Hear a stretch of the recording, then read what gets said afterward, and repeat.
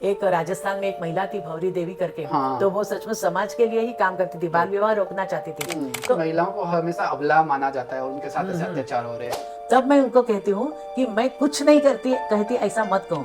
आप गृह की रानी हो, आप गृह को संभालती है, तो आप जोर से कहो कि मैं गृहिणी हूँ, मैं घर संभालती हमारा हूँ। भी सोसाइटी है वो पहले स्त्री प्रधान थी, वो अभी पुरुष प्रधान हो गई है।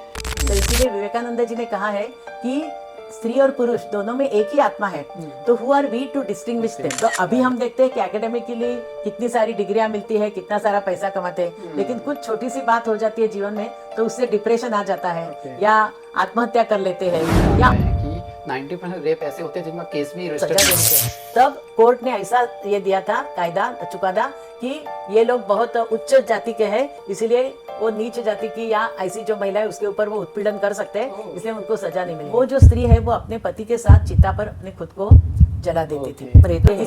तो हमारे घर में भी कोई चाचा मामा या कोई जो होगा तो उससे भी कभी कभी ये सत्तामणि हो सकती है। ऐसा कुछ होता था, आप क्या एक्शन लेते हैं या आपका जो एनजीओ होता है वो क्या एक्शन वो बहुत कुछ महिलाएं इतनी होशियार हो गई है कि वो इसका फायदा लेकर सामने वाले जो पुरुष है या उसके तो उनके ऊपर भी वो ये करती है। तो तुम्हें लगता है कि ये ज्यादा छेड़छाड़ करता है या तो उसके पास जाओ और आप राखी बांध दो, तो वो आपका भाई हो गया, तो आपको रक्षण मिल जाएगा। नमस्ते दोस्तों, पौराणिक समय में भारत में महिलाओं को एक अलग महत्व दिया जाता था और हमारे धर्म में भी अगर हम देखें तो हर एक नाम से पहले स्त्री का नाम होता था, जैसे गौरी शंकर, राधा कृष्णा। लेकिन अभी के समय में स्त्रियों को गौणत्व प्राप्त हो गया है, जिसकी वजह से उनको वो महत्व नहीं दिया जा रहा है। लेकिन इस समय में ऐसे बहुत सारे संस्थान हैं और बहुत सारे ऐसे लोग हैं जो इसी के लिए कार्य कर रहे हैं।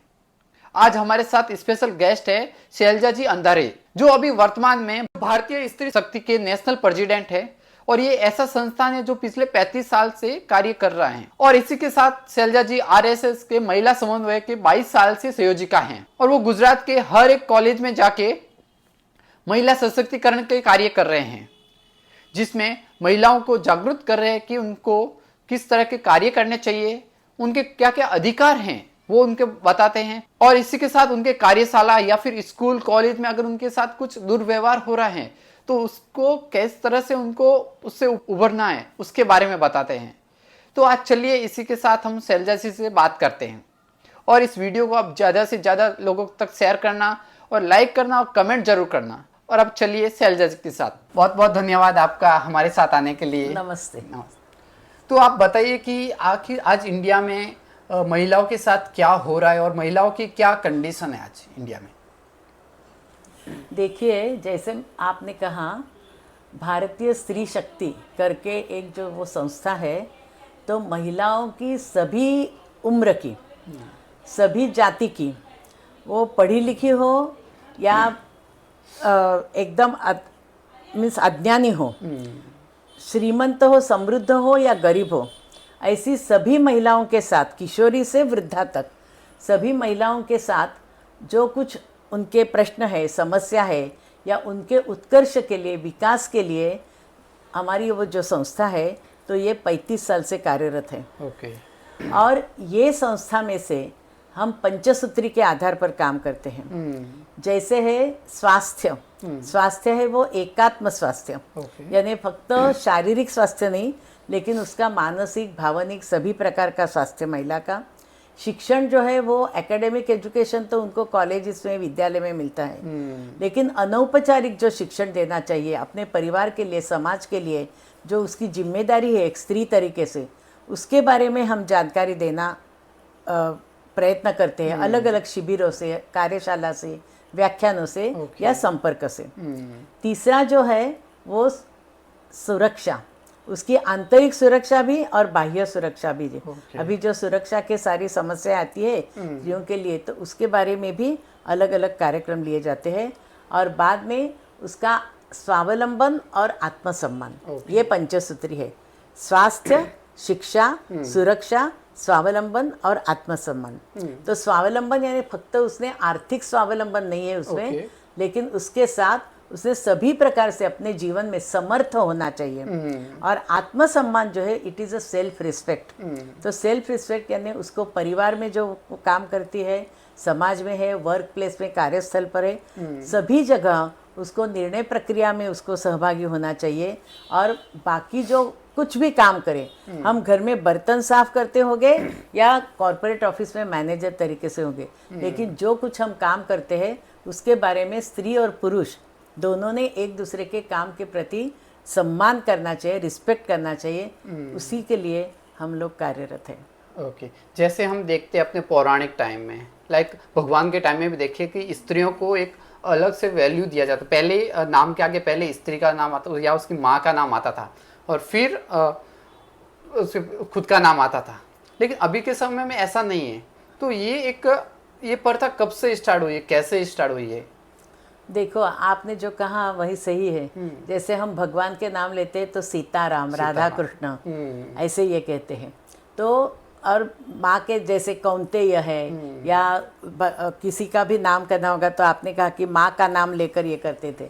लेकिन ये पहले और ये हमारी संस्कृति है ही, लेकिन बीच में जो मुगलों का आक्रमण हुआ और 1000 साल तक जो हम परकीय गुलामी में थे, बाद में ब्रिटिशरों ने हमारे पर जो राज्य किया, तो जो स्त्री और पुरुष, गार्गी मैत्रेयी जैसी बहुत विदुषी भी हुई है, सीता द्रौपदी जैसी जो है, तो वो हम पंच जो ये है स्त्रियां, महिला है, तो वो सुबह उठकर उनका स्मरण करना चाहिए, वैसा भी ये कहते हैं। लेकिन बाद में ये सारे आक्रमणों के कारण जो स्त्री की सुरक्षा जब धोखे में आई और उसका बाहर जाना कम हो गया, उसका जो शिक्षण था वो ये हो गया, और इसके कारण बाल विवाह की जो प्रथा आई, क्योंकि उसको सुरक्षित रखना है, हमें 4 दीवार में घर में ही उसको रखना है, तो इसके कारण ये जो सारा बाद में ये हो गया, तो इसके कारण स्त्रियों की जो परिस्थिति हम अभी देखते हैं तो वो दिखाई देती है। लेकिन मैंने जैसे आपको कहा कि जैसे आरएसएस का या भारतीय स्त्री शक्ति का मैं काम करती हूँ, उसी प्रकार विवेकानंद केंद्र जो कन्याकुमारी का है, उसका भी मैंने गुजरात में यहाँ काम किया है, उसकी भी उपाध्यक्ष तरीके से दायित्व था। तो विवेकानंद जी के विचार ये मेरे जीवन की एक प्रेरणा स्थान है। तो इसीलिए विवेकानंद जी ने कहा है कि स्त्री और पुरुष दोनों में एक ही आत्मा है, तो who are we to distinguish them. तो एक ही जो आत्मा है, तो वो जन्म से वो एक ही है, समान ही है, लेकिन जन्म के बाद जब उनके परिवार में और समाज में उनके साथ जो व्यवहार किया जाता है, तो ये महिला का काम, ये पुरुष का काम, इस प्रकार उसने उछेर करना है, इस प्रकार उसको शिक्षण देना है, ये सारी बाद में ये तफावत आ जाती है। और इसके कारण हमेशा महिला को दुय्यम समझा गया है, और ये पुरुष प्रधान संस्कृति के कारण कुछ ऐसे समय आया कि जिस वक्त स्त्री ने खुद को भी उसके बचपन से माँ भी या घर में भी उसको ऐसा ही संस्कार दिया जाता है कि उसको उसका भाई है, पति है, पिता है, उनको ही हमेशा वो एक सुपीरियर समझती है और स्त्री अपने को सबऑर्डिनेट समझती है। और उसके कारण ये सारा जो व्यवहार हुआ उसे ये अन्याय है या जो उसके ऊपर शोषण है, तो उसका ये कारण है। लाइक हमारा अभी सोसाइटी है वो पहले स्त्री प्रधान थी, वो अभी पुरुष प्रधान हो गई है। हाँ, यानी सब सचमुच में स्त्री प्रधान या पुरुष प्रधान भी नहीं कहूँगी कि सारे हमारे यहाँ समान थे, क्योंकि देखो उस वक्त महिलाएं ज़्यादा पढ़ी लिखी नहीं होती थी, लेकिन जो पुरुष है वो बाहर से कमा कर सारा जो धन है वो उसके पास देता था, सारे रिश्तेदार है, घर का व्यवहार है, वो सारा स्त्री देखती थी। और उसमें वो जो सूझबूझ थी, हमेशा इंटेलिजेंट एंड विजडम, इसमें फ़र्क है। उसके पास जो विद्वत्ता ये होती थी घर का व्यवहार करने का, उसको परिवार में ही शिक्षण मिलता था, उसके कारण वो सारा कर सकती थी। लेकिन अभी हम देखते हैं, लेकिन इसमें भी ये सारा फ़र्क आ रहा है बहुत सारा, तो इसके लिए ही हम ये काम करते हैं। लाइक इसका रीज़न ये तो नहीं है कि घर में जो कमा के लेके आएगा, जो अर्निंग पर्सन है, वो ही सुपीरियर रहेगा, क्योंकि स्त्रियां पहले के टाइम में ऐसे जॉब नहीं करती थी। लाइक वो करती थी एक अलग वे में, उसको कोई ये नहीं बोलता था कि वो जॉब कर रही है। देखो, हम लोग जो अलग अलग ये 30 साल से या 40 साल से मैं कहूँगी समन्वय के माध्यम से भी और बाकी भी संस्थाओं का जो मैंने काम किया है, तो समाज में जाकर महिलाओं का संपर्क करना मुझे बहुत अच्छा लगता है। कोई भी स्त्री हो, उसके जो फीलिंग्स है ना, तो वो कोई मेरे घर में जो काम करती है या मजदूर है या किसान है, उसके पास जाकर भी मैं बैठती हूँ, या कोई भी एकदम बहुत बड़े पोस्ट पर है, कोई प्रेसिडेंट है या बैंक ऑफिसर है या एडवोकेट है, डॉक्टर है, कोई भी स्त्री आप देखिए, लेकिन उसके मन में जो ममत्व है, वात्सल्य है, परिवार के बारे में जो दायित्व है, तो वो इसकी बेसिक फीलिंग्स है। सर्वसाधारण हम ये देखते हैं। और इसीलिए वो स्त्रियों में जो मैंने कहा आत्मसम्मान, उनके मैं जो काम करती हूँ उसके बारे में उसके मन में खुद पहले रिस्पेक्ट होना चाहिए, सम्मान। इसलिए जब हम शिविर लेते हैं या मिलते हैं महिलाओं को, तो मैं हमेशा पूछती हूँ कि बहनों आप क्या करती है, तो उसमें से जैसे अभी आपने कहा कि काम नहीं, वर्क नहीं करती या अर्थार्जन नहीं करती, तो हमेशा वो कहती है ना मैं घर में ही हूँ, मैं कुछ नहीं करती, मैं घर में ही रहती हूँ। तब मैं उनको कहती हूँ कि मैं कुछ नहीं करती कहती ऐसा मत कहो, आप गृह की रानी हो, आप गृह को संभालती है, तो आप जोर से कहो कि मैं गृहिणी हूँ, मैं घर संभालती हूँ। और जो आप करती है वो दूसरा कोई भी नहीं कर सकता, क्योंकि स्त्री ये परिवार की, उसके कुटुंब की केंद्र बिंदु है। तो इसीलिए कभी ऐसा नहीं समझना चाहिए कि बाहर जाकर मैंने पैसे नहीं कमाए, लेकिन जो बाहर पैसे कमाते हैं वो इसके जो स्त्री है घर में उसके कारण वो बाहर जा सकते हैं। और वो बाहर से जो पैसा लाएंगे उसको बचत करके किस प्रकार डीमोनेटाइजेशन हुआ, तब आप जानते हैं कि महिलाओं ने कितना सारा पैसा इकट्ठा करके बचत करके है ना रखा था, कि जब कभी भी जरूरत पड़े तो वो एक बैंक रहती थी, वो अपना सारा निकाल कर परिवार के लिए ही देती थी। तो इसलिए अर्थार्जन ये बहुत महत्व का नहीं है, तो भी हम अर्थार्जन को महत्व देते हैं, क्योंकि स्वावलंबी बनने के लिए, और जो हर एक स्त्री अर्थार्जन करती होगी तो उसमें एक आत्मविश्वास आता है। और कभी कभी जो महिलाओं पर अन्याय होता है, उसको एक अनाथ लगता है, तो वो बात नहीं रहती है, वो भी आवश्यक है। अगर हम शिक्षा की बात करें तो जो हमारे पौराणिक टाइम में हमें दिखाते हैं, कोई मूवी वगैरह किसी में भी दिखाते हैं, गुरुकुल में ओनली जो पुरुष होते हैं वो शिक्षा लेने के लिए जाते हैं। उन्होंने कभी ये नहीं दिखाया कि स्त्रियां भी शिक्षा ले रही हैं। तो उस टाइम में शिक्षा व्यवस्था कैसी होती थी? देखिए, उस वक्त यानी जो पुत्र है या बेटा है तो वो गुरुकुल में जाकर पढ़ता था, लेकिन हमारे जो घर है ना, तो वही शिक्षा केंद्र थे। हमारी जो माँ है, सासू जी है, नानी है, दादी है, तो वो लोग भी, उसको अक्षर ज्ञान तो होता ही था, लेकिन इसके साथ घर गृहस्थी का ज्ञान, किस प्रकार बच्चों को संभालना है, किस प्रकार रसोई करनी है, किस प्रकार सारे व्यवहार करने हैं, तो वो घर में ही उसको सीखने के लिए मिलते थे। और बाकी भी ऐसी कुछ संस्थाएं थी कि जिसके कारण उसको ये शिक्षा मिल जाती थी। तो इसीलिए अभी हम जो एकेडमिक एजुकेशन कहते हैं, सचमुच में फिर से आपको विवेकानंद जी का ये कहूँगी कि what is the real education, जो अभी आपने पूछा कि वो महिलाएं कभी शिक्षा लेने के लिए नहीं जाती थी, तो स्वामी जी कहते हैं कि the real education is that when we can face the problem, any problem in the life, then you can find out the solution out of it, और अच्छी तरह से पॉजिटिवली जी सकते हैं, वो उसको फेस करके उसमें से बाहर आ सकते हैं। तो that is the real education. तो अभी हम देखते हैं कि एकेडमिकली कितनी सारी डिग्रियां मिलती है, कितना सारा पैसा कमाते हैं, लेकिन कुछ छोटी सी बात हो जाती है जीवन में तो उससे डिप्रेशन आ जाता है, या आत्महत्या कर लेते हैं, या और कुछ बातें होती है, बाकी ड्रिंक्स है, एडिक्शन है, इसका सहारा लेना पड़ता है। तो वो जो हम विद्यालय में या महाविद्यालय में ले रहे हैं, तो मुझे नहीं लगता वो सच्चा एजुकेशन है, सच्चा, क्योंकि जीवन जीने के लिए वो हमें जो शिक्षण चाहिए या जो वैल्यूज़ हमारे जीवन में चाहिए वो नहीं दे पाता। लेकिन महिलाएं जो है, तो उस वक्त भी आप जो शिक्षण की अभी की व्याख्या कहेंगे, डेफिनेशन, उस प्रकार का शिक्षण नहीं, लेकिन उसको जो उसका परिवार या जीवन जीने के लिए शिक्षण चाहिए वो अच्छी तरह। बाकी दूसरी भी ऐसे गुरुकुल में नहीं जाती थी, ऐसे नहीं, गार्गी, मैत्रेयी वगैरह कितनी सारी विदुषी है, सीता, द्रौपदी वगैरह जो थी राजकन्या, वो भी बहुत पढ़ी लिखी और अपने पति के साथ ही वो वाद विवाद कर सकती थी, उसको सलाह भी दे सकती थी।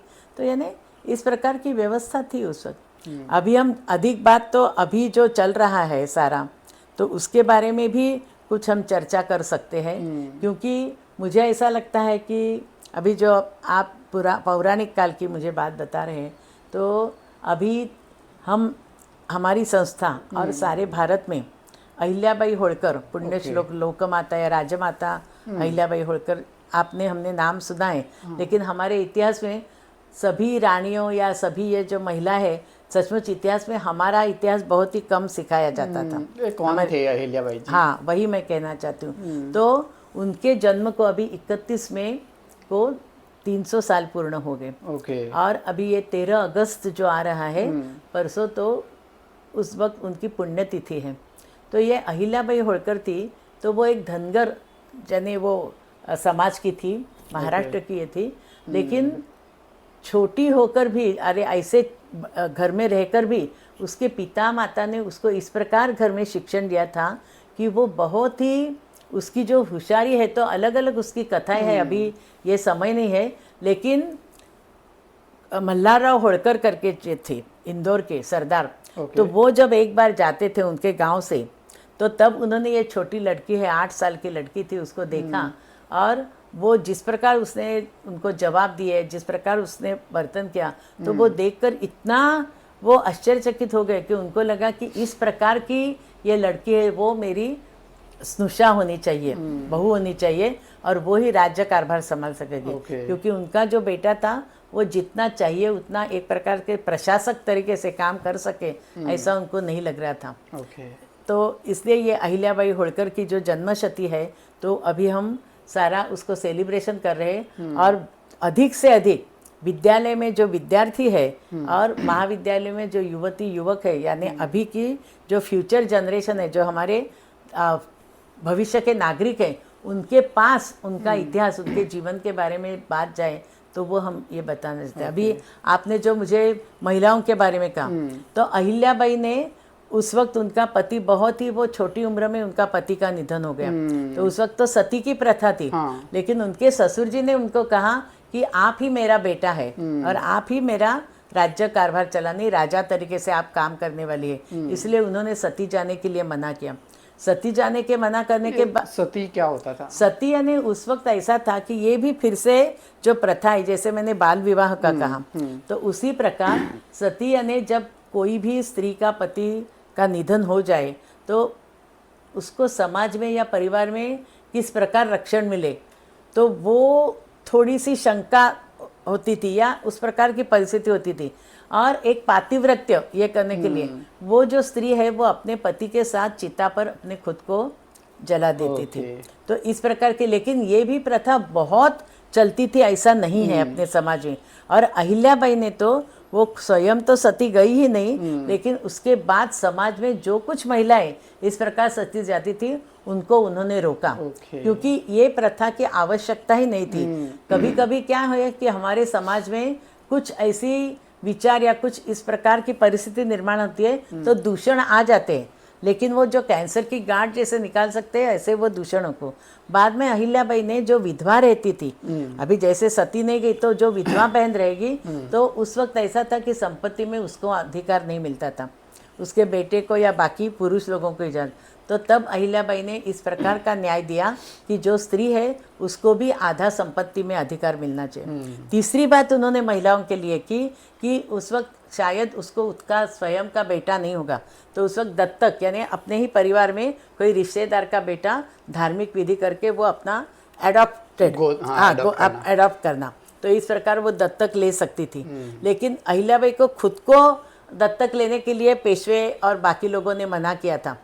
लेकिन इसने दत्तक के लिए बाकी जो महिलाएं थी समाज की, उनके लिए फिर से कायदा किया कि वो दत्तक ले सकती हैं। और अहिल्याबाई की बुद्धिमत्ता ऐसी थी कि जब उनको दत्तक लेने के लिए मना किया गया, तो वो तो रानी थी, तो उसको तो जो पेशवे थे, उनके सरदार थे होळकर, तो वो मानना आवश्यक था। लेकिन उन्होंने क्या किया कि उनके जो विश्वासु एक व्यक्ति थी मालोजीराव करके, तो उनको उन्होंने कहा कि वो राज्य कारभार और ये सारा मैं देखूंगी, और बाकी सैन्य ये कर लड़ाई करना है या राज्य का रक्षण करना है, वो मालोजीराव करेंगे। लेकिन मैं अभी दूसरे लोग जो उनके ऊपर एक प्रेशर लाते थे या कहते थे कि इनको दत्तक लेना, जिसके कारण वो सारा राज्य वो हड़प कर सके, तो उससे उन्होंने खुद को बचा लिया। बहुत अहिल्याबाई के बारे में तो कहने की बहुत यह है, मुझे तो लगता है सारे लोगों ने इसके बारे में जानना चाहिए। उस वक्त और एक मैं महिलाओं के बारे में कहती हूँ कि हम कहते हैं कि महिलाओं की स्थिति कैसी थी, तो उस वक्त धनगर समाज जो था, तो उस वक्त ऐसा था कि जो पिता की संपत्ति है या राज्य से भी कुछ हमें संपत्ति मिलेगी तो उसमें 1/4 1/4 हिस्सा जो है वो स्त्री को मिलना चाहिए। जैसे मल्हारराव उनके ससुर जी थे, उनको पेशवे ने जब उनको कहा कि आपको इतने लाख हर साल का ये पैसा राज्य से मिलेगा, तो उसमें उन्होंने कहा था कि 1/4 जो है वो गौतमाबाई उनकी पत्नी और गौतमाबाई का निधन हो जाने के बाद अहिल्याबाई उनकी स्नुषा थी तो उनको मिलने लगा। और आपने देखा होगा कि अहिल्याबाई के कहाँ भी जाओ, आप वाराणसी जाओगे तो अभी जो नया मंदिर हुआ है तो वहाँ कितनी सुंदर अहिल्याबाई की मूर्ति है, क्योंकि अहिल्याबाई ने उस वक्त सारी जो नदी है, सारे मंदिर है, उसका जीर्णोद्धार किया, नदी पर घाट ये किए, कुएं बनाए, ये सारा जो धर्म का काम किया वो फिर से उन्होंने उनके राज्य के पैसे से नहीं किया। ये जो मैंने कहा कि 1/4 पैसा उनको सासू जी उससे उन्होंने ये पैसे का विनियोग किया है, क्योंकि वो तो सती नहीं गई लेकिन सती जैसा जीवन सारा जिया उन्होंने। वो सफेद साड़ी पहनकर हाथ में महादेव की शिवलिंग लेकर वो सारा जीवन उन्होंने किया, वो हम हमेशा ये करते देखते हैं। तो इस प्रकार ऐसी जागृति लाने का प्रयत्न हम अलग अलग प्रवृत्ति से इसमें समाज में करते हैं। और हमारी बहुत सारी कार्यकर्ता है, कितनी सारी जो महिलाएं हैं, तो उनका परिवार की जिम्मेदारी पूर्ण हो जाने के बाद मैं हमेशा कहती हूँ कि हमारे बच्चों के बारे में या बाकी जो कुछ हमारा काम है वो हो जाने के बाद 50 साल के उम्र के बाद स्त्री थोड़ी फ्री हो जाती है, और उस वक्त हमारा जो व्यापक परिवार है, समाज है, उसके लिए हमें जो कुछ काम करना है, वहाँ जो नीडी है उनके पास जाकर ही करना है। तो इसलिए हमारे बहुत सारी सदस्य ऐसी काम करते हैं। तो आज हमारे सोसाइटी में महिलाओं पे मतलब किस टाइप के अत्याचार हो रहे हैं? सचमुच ये मैं आपको बताऊँ तो कभी कभी अभी देखो ये बांग्लादेश का ये हो रहा है तो हम देख रहे हैं, या बाकी भी हर जगह हमने ये रेप है, अलग अलग प्रकार के अत्याचार है, सारा ये कर रहे हैं। इसमें तो महिलाओं को हमेशा अबला माना जाता है और उनके साथ ऐसे अत्याचार हो रहे हैं, क्यों? सचमुच महिलाओं को अबला समझने के बदले महिलाओं को एक वस्तु तरीके से जो देखा जाता है ना, आप देखिए सारी जो एडवर्टीजमेंट्स है, तो एक भी एडवर्टीजमेंट जो है वो महिला के बिना नहीं होती है, कुछ ना कुछ उसके शरीर का प्रदर्शन या कुछ भी। आप सारे विंडो शॉपिंग में ये करने के लिए जाओगे तो वहाँ भी तो यानी, और ये क्या है कि टीवी है, दूरदर्शन है, या हमारे चित्रपट है, या बाकी समाज में अलग अलग संस्थाएं हैं, ये जो सारी फैशन शो वगैरह या ब्यूटी क्वीन ऐसी कुछ स्पर्धाएं होती है, तो उसमें सभी जगह महिला के शरीर का दर्शन ये जो होता है, उसके बाह्य इसको भी जो महत्व दिया गया है, तो उसके कारण कुछ कुछ महिलाएं भी उसकी शिकार हो जाती हैं। इसीलिए समाज का या स्पेशली जो पुरुषों का उसके तरफ देखने का जो नज़रिया है वो बदल जाता है। और उसके कारण दूसरी कारण कि महिला जब सचमुच कभी कभी असहाय होती है, कभी कभी उसको कमाने की ज़रूरत होती है, या परिवार में उसकी कुछ परिस्थिति ऐसी होती है कि उसको नौकरी करनी पड़ती है, कहाँ भी खेतों में मजदूरी करनी पड़ती है, बाकी मजदूरी करनी पड़ती है, तो उस वक्त उसके जो ये असहायता है उसका फायदा लिया जाता है और इसीलिए उसके ऊपर अन्याय या ये शोषण होता है। और हम लोग, हमारी जो संस्था है, तो ये कार्यस्थल पर work harassment, sexual harassment eight work place, उसके बारे में अभी सरकार ने भी उसके बहुत नियम ये किए हैं। और आपको शायद मालूम होगा कि वो तो बहुत बड़ी बात है, एक राजस्थान में एक महिला थी भौरी देवी करके, तो वो सचमुच समाज के लिए ही काम करती थी, बाल विवाह रोकना चाहती थी। और उसने 1992 में जब ये एक बाल विवाह रोकने का प्रयत्न किया, तो समाज के कुछ जो अमीर लोग थे, वहाँ के जो पॉलिटिकली लीडर्स थे, तो उन्होंने उसके ऊपर गैंग रेप की। और उसके बाद हमारी जैसी एक विशाखा करके जो एक संस्था है, तो उसने और बाकी भी सारी महिला संस्थाओं ने आकर बहुत सारा उसके लिए कार्य किया। और सरकार के यहाँ सारा ये मीन्स रिक्वेस्ट की कि इस प्रकार ये याचिकाएं है कि इस प्रकार काम नहीं होना चाहिए, इस प्रकार उनको सजा देनी चाहिए। तब कोर्ट ने ऐसा ये दिया था कायदा चुकादा कि ये लोग बहुत उच्च जाति के हैं, इसीलिए वो नीच जाति की या ऐसी जो महिला है उसके ऊपर वो उत्पीड़न कर सकते हैं, इसलिए उनको सजा नहीं मिलेगी। उसके बाद और आगे ये चला, तब सुप्रीम कोर्ट को 2013 में एक नियम ये करना पड़ा, विशाखा गाइडलाइन।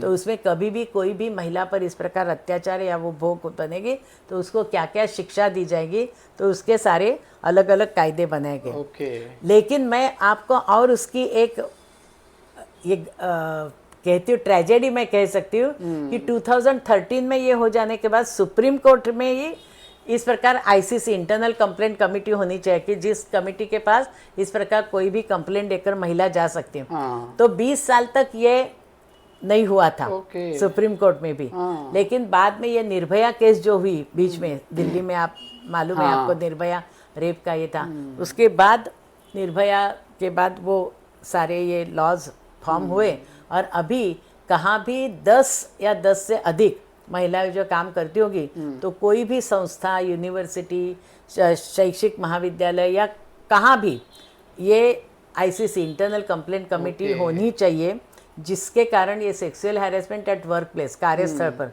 उसमें तो अभी इतना अच्छी तरह से सारा उसका प्रबंधन किया है कि आप रास्ते पर जा रही है और कोई स्त्री जा रही है और उसके तरफ कोई घूर घूर के देखे या कुछ भी व्यर्थी उसको अश्लील कुछ बातें करे या उसके बारे में रिमार्क दे तो भी वो पुलिस में फरियाद कर सकती है और उस व्यक्ति को सजा मिल सकती है। हाँ, उसका कुछ ऐसे फिक्स किया है, कुछ 20 सेकंड समथिंग, अगर कोई हाँ। आपको कंटिन्यू 20 सेकंड तक देख रहा है तो आप कंप्लेन कर सकते हैं, या फिर कोई आपको बैड कमेंट कर रहा है तो आप उसकी कंप्लेन कर सकते हैं। लेकिन अभी क्या हुआ है कि ये महिलाओं को ही उसके बारे में जानकारी नहीं है। हाँ। या जो ऐसी कमिटी फॉर्म नहीं हुई होती है।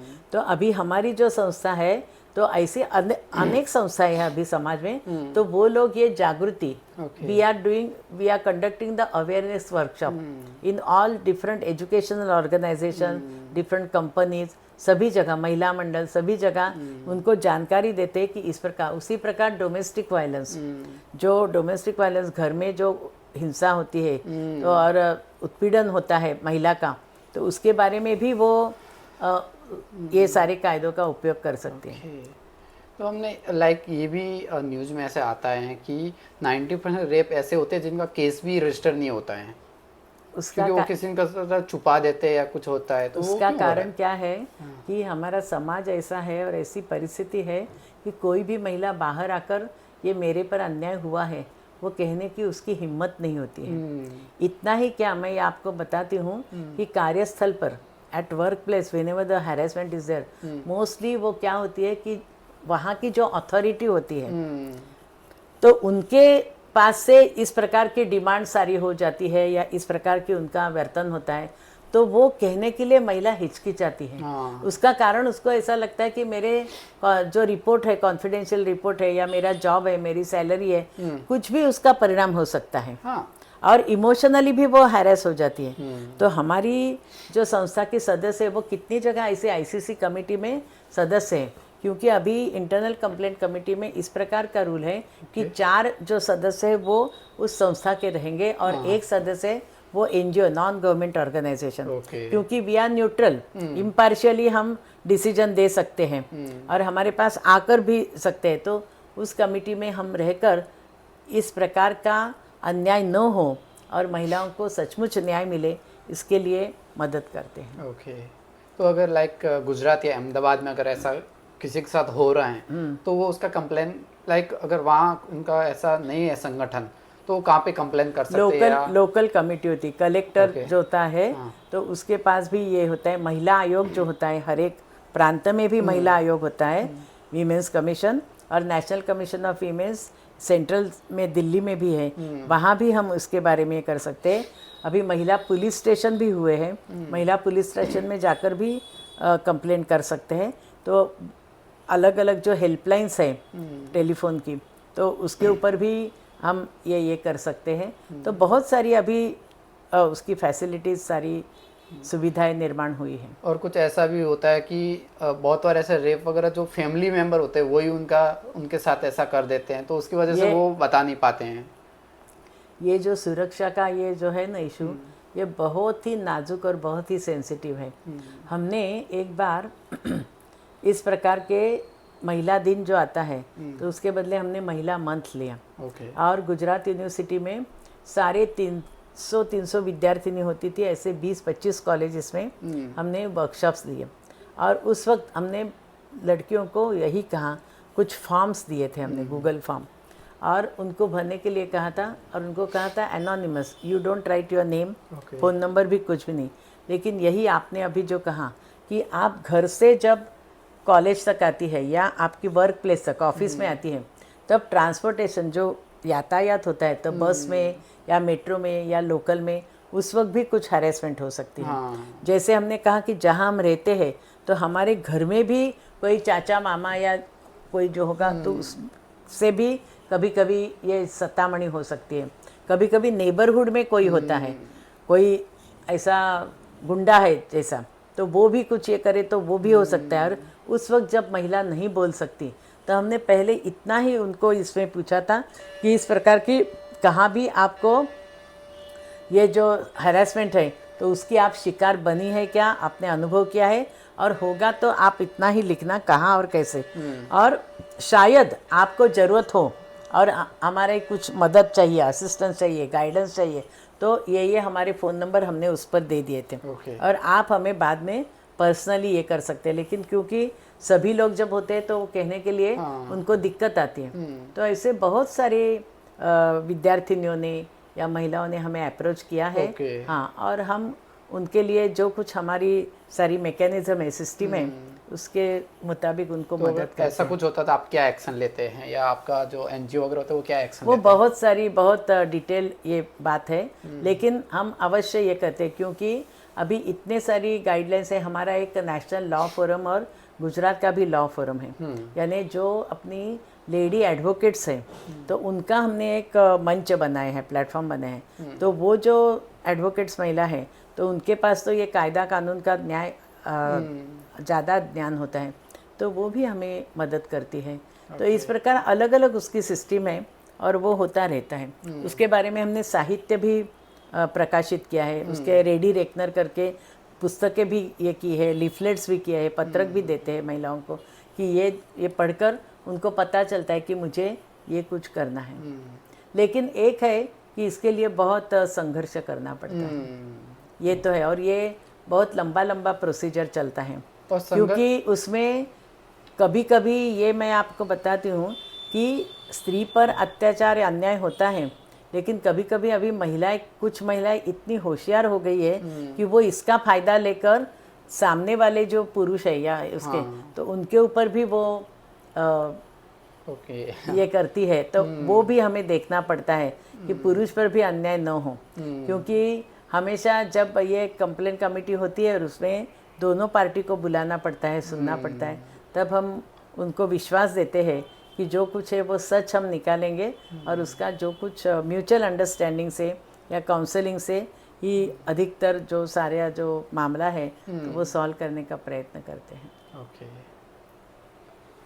तो दूसरा तो एक बात हमारी ये है कि ये तो एक है सुरक्षा का, लेकिन संस्कार देना, परिवार, हमारा जो परिवार है, परिवार संस्था जो है वो हमारा भारत देश की देन है और वो अभी टूट रहा है। जैसे मैंने अभी कहा कि पुराने ज़माने में स्त्री को इतना, पति जो पढ़ी लिखी नहीं होगी तो भी एक गृहिणी है, माँ है, तरीके से इतना सारा उसको सम्मान मिलता था। लेकिन अभी पढ़ी लिखी बहनें घर में भी कभी कभी उनको उनके पति के पास से या परिवार में जैसा सम्मान, सेल्फ रिस्पेक्ट होना चाहिए वो नहीं मिलता है।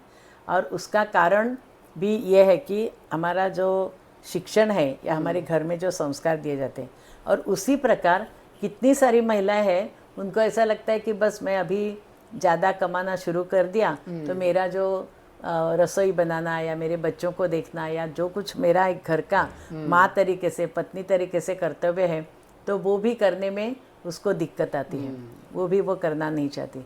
लेकिन हमने जो अभी आपको बताया कि जेंडर सेंसिटाइजेशन यानी सामाजिक समानता, तो ये एक हमारे संस्था का और एक अत्यंत महत्व का ये है कि हम कोई भी हमारा काम, जैसा मुझे लगता है कि कोविड और कोरोना के वक्त हमने देखा सारे पुरुष घर में रहे तो उनको बर्तन मांजना भी आना लगा, सफाई भी आई, और रसोई भी करने लगे, और तब उनको पता चला कि कितना घर में मुश्किल होता रहकर है। महिला को कितना मुश्किल है। तो इस प्रकार अभी देखिए, आप भी जैसे ये अभी के जनरेशन के हैं, तो आप जितना आपकी पत्नी को मदद करते हैं, दोनों साथ साथ में सारा घर काम करते हैं, तो वैसा हमारे पुराने इसमें हमारे माँ नहीं होता। पिता या हमारे दादा दादी का नहीं दिखाई बहुत देता बार था, ऐसा होता कि पूरे अपने पूरी जिंदगी में किचन में जाते ही नहीं थे, जाते ही देखते नहीं थे। होता क्या है। तो ये भी था, और उसका वो कारण समझते थे कि ये स्त्री 24 घंटे घर में है और मैं बाहर जाता हूँ कमाता हूँ तो मेरा हक है। लेकिन अभी ऐसा नहीं है, दोनों कमाने लगे। लेकिन मैं तो कहती हूँ कि नहीं कमाती होगी स्त्री पत्नी तो भी पुरुष का कर्तव्य है, क्योंकि वो जो बाहर करता है, it is a change of work, is rest what we say. तो यानी वो भी घर में आकर ये इस प्रकार हाथ बटाए, तो सारा घर का माहौल बहुत अलग हो जाता है। और काम भी ऐसे अब बढ़ सकता है। हाँ, और करने में भी बहुत आनंद मिलता है ये।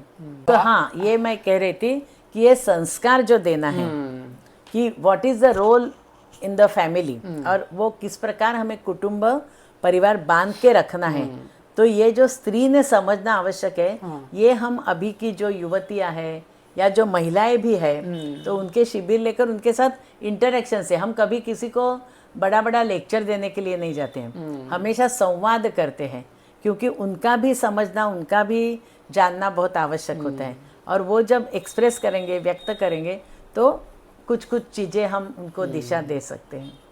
ओके, आपने एक वर्ड यूज किया था शादी की पाठशाला, तो वो क्या है? शादी की पाठशाला जैसे अभी मैरिज मैंने यूनिवर्सिटी। हाँ हाँ, शादी की पाठशाला ये ऐसा कि उसको थोड़ा सा हमने ये मजाक वाला ऐसा नाम दिया कि जिसके कारण लोगों को उसमें रस लगे। लेकिन उसका एम अभी जो मैंने ये संस्कार या परिवार के बारे में बात की, यही है कि जैसे सुरक्षा का प्रश्न है अभी सारी एक अत्यंत अपने वर्तमान युग में, जहाँ जहाँ हम बाहर जाते हैं घर में, तो उसी प्रकार ये जो शादी की पाठशाला, यानी अभी क्या है कि लड़कियां भी हर एक क्षेत्र में, कोई भी क्षेत्र आप देखो तो उसमें लड़कियां पढ़ रही है, आगे आ रही है, बेटे तो पढ़ ही रहे हैं।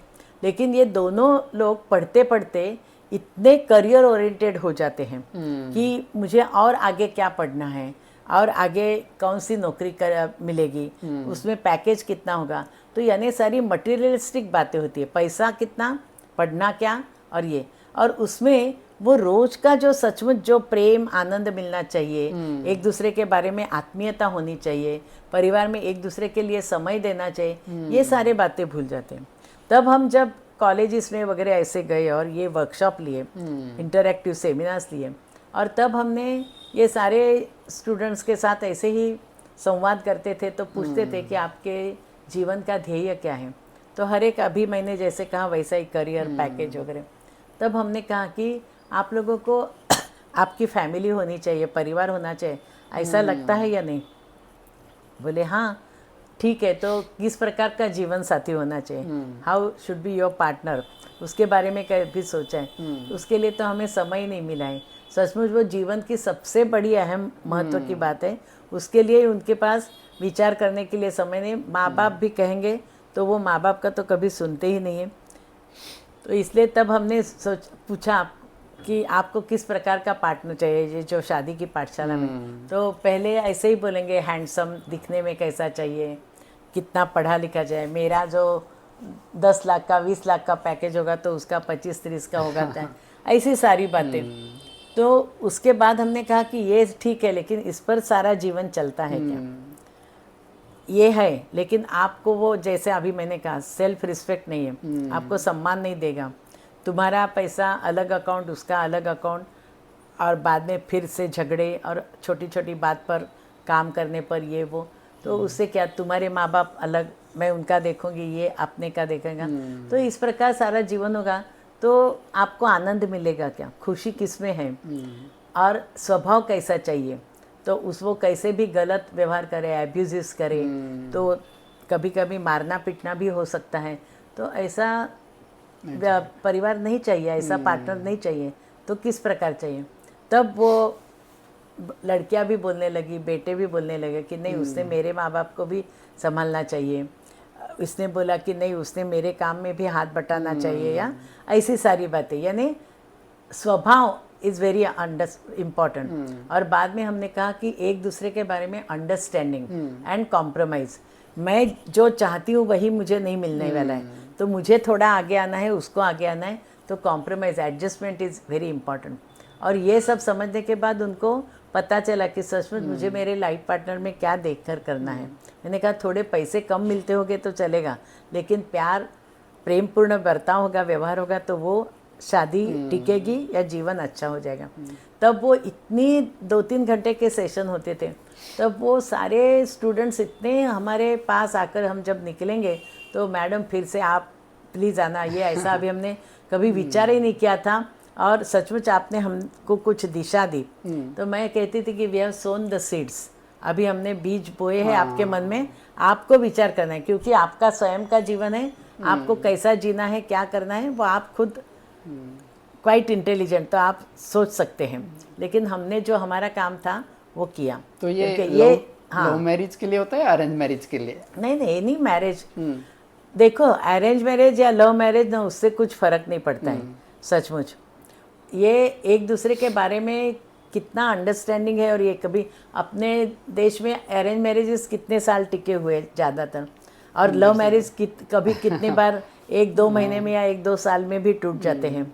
तो it is not a question of love और arrange, it should be after marriage also love हो सकता है, या बिफोर मैरिज भी लव हो सकता है, जैसा चाहिए वैसा, वो दोनों की मानसिकता है। क्योंकि पहले ये होता था कि अरेंज मैरिज होती थी, वो जानते भी नहीं थे, पर शादी के बाद ही वो फर्स्ट टाइम एक दूसरे से बात करते थे, लेकिन उसके बाद भी वो लाइक ऐसा बॉन्ड बनता था कि वो लाइक लाइफ टाइम तक चलता था। पर अभी के टाइम में क्या हो रहा है कि वो शादी से पहले बात करते हैं, लाइक लव मैरिज में अगर हम मोस्टली देखते तो वो पहले से 1-2 साल तक एक दूसरे को डेट करते हैं, और उसके बाद शादी होने के बाद उनमें ऐसा हो जाता है कि वो डिवोर्स तक बात चली जाती है। क्योंकि हमारी जो एक्सपेक्टेशंस है ना, हम लोग रेकी मास्टर भी हैं, मैं और मेरे पतिराज, हम 18 अल्टरनेट मेडिसिन थेरेपीज, वैकल्पिक चिकित्सा, दवा के बगैर जो चिकित्सा है अपने सारे शरीर मन की, तो उसके हम अभ्यासक हैं। और सारे भारत में कम से कम 12-13 प्रांतों में हमने 15-20 साल तक सेमिनार्स दिए हैं। तो वी हैव टॉट ऑल्सो, लोगों को सिखाया भी है, और अभी भी लोगों को ट्रीटमेंट भी देते हैं। और हम दोनों अभी 30 साल तक हमने कोई मेडिसिन नहीं लिया है। तो ये जो अभी ये है रेकी, जब मैंने कहा कि रेकी मास्टर, तो उसमें एक है, और सचमुच हमारे धर्म में, संस्कृति में भी बताया है कि क्या होता है कि मुझे जैसा चाहिए या मैं जैसे अपेक्षा करती हूँ वैसा ही दूसरा बर्ताव करें, ये हम अपेक्षा करते हैं। और मिलना चाहिए वैसा तो नहीं होता है। सचमुच हम दूसरों की आंखों से देखना जब सीखे, दूसरे के मन से विचार करना सीखे, समझना सके, तो जीवन आनंदपूर्ण होता है। अभी फिर से मैं विवेकानंद जी का वचन बोलूंगी। Vivekananda ji always say that when you point at somebody's mistake, then you are only aiming one finger, but then you forget that other 3 fingers towards you. यानी मेरे में इतनी सारी कमियां हैं और मैं दूसरे की तो एक ही कमी दिखा रहा हूँ। तो उसी प्रकार ये भी हमारा होता है कि जब जीवन ये होता है, ये जो आप अरेंज मैरिज या लव मैरिज या जो कुछ बता रहे हैं, तो उसमें यही होता है कि हम जब दूसरों को समझने का प्रयत्न कर रहे हैं ना, तो हमारे पुराने ज़माने में जो इतने साल तक ये सारी शादियां रहती थी, तो ये सेवा है, समर्पण भाव है, त्याग है, ये जो सारे सकारात्मक गुण हैं, वो परिवार में वो बेटा और बेटी देखते थे अपने माता पिता या सारे लोगों के, और इसके कारण उनके मन पर उसका ही अनुकरण करते थे, ऐसा ही जीवन जीते थे। तो इसीलिए सारा ठीक था। इस प्रकार की परिस्थिति है ये सारी। अभी रक्षाबंधन आने वाला है, तो रक्षाबंधन पे आप क्या कहेंगे, या आपके यहाँ कोई संस्थान इस रक्षाबंधन के लिए कुछ स्पेशल वर्क कर रहा है अभी? नहीं, ऐसा कुछ ये नहीं है, लेकिन अभी बहुत अच्छा ये तुमने कहा कि 13 अगस्त जैसे अभी अहिल्याबाई होळकर की ये पुण्यतिथि है, उसी प्रकार 19 अगस्त को अभी रक्षाबंधन आ रहे हैं। तो जैसे हम अभी कभी भी ये सारे विद्यार्थियों के साथ, युवाओं के साथ बात करते हैं, तो ऐसे ही कहते हैं कि हमारी जो परंपरा है, हमारी संस्कृति है, हमारे त्यौहार है, हमारा खान पान है, तो वो सारा उसके पीछे बहुत बड़ा विज्ञान है। लेकिन हमेशा हमें धर्म के नाम से ये बताया, और हमारे जो पुराने ज़माने में भी जो लोग हैं तो उन्होंने धर्म में ऐसा कहा है, ऐसा हमारा घर में चलता है तो करना है, क्वेश्चन करना नहीं, प्रश्न नहीं पूछना, इसलिए हम उसका अनुकरण पालन करते हैं। लेकिन अभी का जो पीढ़ी है तो उनको सभी में क्या भाई ये करना है तो ये मांगते हैं, तो उसके पीछे साइंस है। तो वो अभी मेरे जैसे लोगों ने भी समझकर बच्चों को कहना चाहिए, और बच्चों ने भी जानने का प्रयास करना चाहिए। तो इसीलिए अभी ये रक्षाबंधन का जैसे आपने कहा, तो रक्षाबंधन यानी क्या है कि उसमें जब भाई और बहन एक दूसरे को एक धागा बांधते हैं, तो ये धागा जो है तो दैट इज़ अ सिंबॉलिक, प्रतीकात्मक है। उसमें वो जो बहन कहती है तो वो भाई को कहती है कि तू भी अच्छे पाथ पर, बहुत सुमार्ग जो कहेंगे उस पर चलना है और तू मेरा रक्षण करना है। वो सुमार्ग पर चलेगा तभी उसका रक्षण कर सकेगा। और भाई भी उस वक्त वो जो स्त्री है, महिला है, उसको राखी बांधती है, तब उसको लगता है कि मेरा जो शारीरिक सामर्थ्य है उसका उपयोग मैं उसका रक्षण करने के लिए करूँगा, क्योंकि किसी पर उसको अन्याय नहीं होना चाहिए या किसी ने छेड़छाड़ नहीं करनी चाहिए। लेकिन उसके साथ ये जो मेरे बहन का प्यार है या उसका जो पॉजिटिविटी सकारात्मक है उसने मुझे बांधा है, तो इसलिए मैं कभी भी गलत काम नहीं करूँगा। क्योंकि लड़के कुछ भी गलत करते हैं तो वो ये भूल जाते हैं कि वो सामने वाली भी किसी की बहन होगी। करेक्ट, वो अपने बहन के लिए रेस्पेक्ट है, हाँ, लेकिन दूसरे ये इसका ये नहीं। तो इसीलिए हम इसको कहते हैं दृष्टि परिवर्तन का त्योहार। दृष्टि परिवर्तन यानी जब राखी बांधते हैं तो उस सामने वाली व्यक्ति के तरफ हमारा देखने का जो नज़रिया है वो बदल जाना चाहिए। हमारे देश में तो ऐसी संस्कृति की एक माँ है, हमारी बाकी सारी बहनें हैं, और पत्नी हमारी एक ही होगी, एक पत्नी व्रत था। तो इसीलिए सारी जो बड़ी है, बुजुर्ग है, वो हमारी माँ तरीके से है और बाकी मेरी बहनें हैं। तो इसीलिए राखी बांधे या न बांधे, इसलिए हम हमेशा कभी कभी मजाक करके जब कॉलेजेस में वगैरह जाते हैं तो मैं लड़कियों को कहती हूँ कि कोई तुम्हें लगता है कि ये ज़्यादा छेड़छाड़ करता है या तो उसके पास जाओ और आप राखी बांध दो, तो वो आपका भाई हो गया, तो आपको रक्षण मिल जाएगा। और लड़कियां भी हंसने लगती है और लड़के भी, क्योंकि उनको भी पता है कि अरे मैं जिसके तरफ ये करता हूँ वही आकर मुझे ये करेंगे, वो तो उस दिन छुट्टी ले लेंगे। तो यानी ऐसा सारा सभी हमारे त्योहार लो, सभी में ऐसा कुछ नहीं। और ये भी हम जब महिलाओं के शिविर लेते हैं या बाकी भी अलग अलग जो कार्यक्रम लेते हैं, सेमिनार देते हैं, तो उसमें बीज जो है उसकी जो कोर जो है उसका कहने का, तो वो ये होता है। मैं हमेशा कहती हूँ कि पहले आयुर्वेदिक दवाएं थी, सब कड़वी काढ़ा आते आता था, कोई लेता नहीं था। अभी सब कैप्सूल फॉर्म में आने लगी, तो आप क्या ले रहे हैं आपको पता नहीं चलता है। उसी प्रकार हमारा जो भारतीय जो हम ये देश में जन्मे हैं, ये हमारा बहुत पुण्य है। और इसका जो विचार है, मूल्य जो है, तो वो हमें इस प्रकार अभी देना है सारे पीढ़ी को या सारे समाज को, कि जिसके कारण हमारा राष्ट्र है और समाज है वो अधिक और अधिक प्रगति कर सके और विश्व गुरु बन सके। ओके, तो जो मेरा लास्ट क्वेश्चन रहेगा कि जो अभी हमारे एज के जो जनरेशन है उनके लिए आप क्या एडवाइस देंगे? सचमुच मैं हमेशा शिक्षक रही हूँ, शिक्षक क्षेत्र में मैंने काम किया है, तो मैं आपको कुछ संदेश नहीं देना चाहती, आपके पास से ही कुछ सीखना चाहती हूँ। तो हमारे जो ऑडियंस है नहीं वो ठीक है, लेकिन मेरा हमेशा ये एक दृष्टिकोण रहा है, क्योंकि अभी आज की जो पीढ़ी है, सचमुच आप लोगों को इतने सारे अलग अलग प्रकार के चैलेंजेस है, समाज इतना परिवर्तन हो रहा है कि जितने हम प्रोटेक्टेड थे उतना नहीं, आपको बहुत सारा कुछ सहन करना पड़ता है। स्पर्धा है या कभी कभी जिस प्रकार का वातावरण है, तो वो ये करके भी आप जब टिकते हैं और आपका जो ध्येय है उसके ऊपर आप एकदम निश्चय रहते हैं, तो कितनी बातें, और ये डिजिटली जो टेक्नोलॉजी है वो आप कितने जल्दी सीख जाते हैं। तो आपके पास से मैं सीखना चाहती हूँ। लेकिन ये बात तो सही है, लेकिन आपने ये अभी जो कहा कि क्या संदेश वगैरह, तो ऐसा कुछ नहीं, लेकिन मेरे जीवन का मैंने जो एक हमेशा जीने के लिए एक ऐसा ध्येय वाक्य ये किया कि मैंने हमेशा वर्क इज़ वर्शिप, कार्य जो है वही पूजा है, यही मैंने ये किया। कि जो कुछ मेरा काम, जब विद्यार्थी है, युवा है, कॉरपोरेट में आप कुछ काम अच्छा कर रहे हैं, या कोई मजदूर है जो है, या मैं गृहिणी हूँ, या बर्तन मांजने वाली, मैं किसी के घर काम करने वाली हूँ, कोई भी होगा, तो भी हम जो हमारा काम कर रहे हैं वो पूजा भाव से, पूजा भाव यानी हम हमेशा पवित्र अच्छी तरह से करना चाहते हैं, और ऐसा वो करेंगे तो सचमुच हमारा जो राष्ट्र है तो उसका निर्माण हो जाएगा। तो यही मेरा ये छोटा सा ये है कि and another thing always I से कि बी एंड मेक। दूसरों को मैं अभी ये करना नहीं चाहती कि तुम ऐसा बनो वैसा करो, लेकिन उसके पहले हमें खुद बनो फिर क्या बनाओ।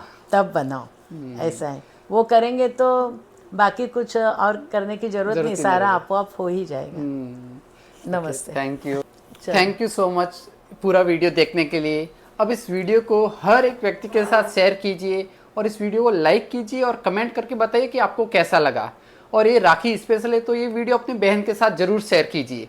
और अगर आप मेरे चैनल पे नए हैं तो इस चैनल को सब्सक्राइब कीजिए ताकि ऐसे कोई भी वीडियो मिस ना हो, और मैं आपके लिए ऐसे वीडियो लाता रहूँगा। तब तक के लिए हरिओम।